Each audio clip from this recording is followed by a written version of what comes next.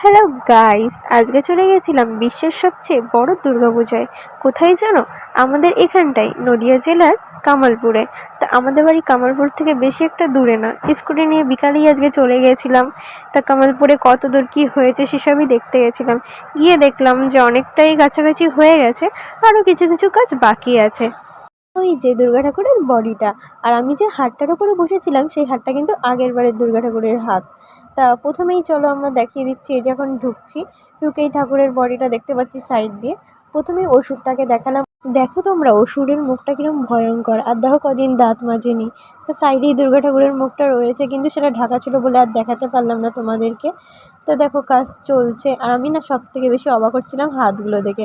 হাতগুলো সেই বড় বড় ছিল, হাতগুলো আমার সেই ভালো লেগেছে। আর এই যে ঠাকুরের পুরো বডিটা সামনের দিক থেকে, আর এদিকে সব কাজ চলছে।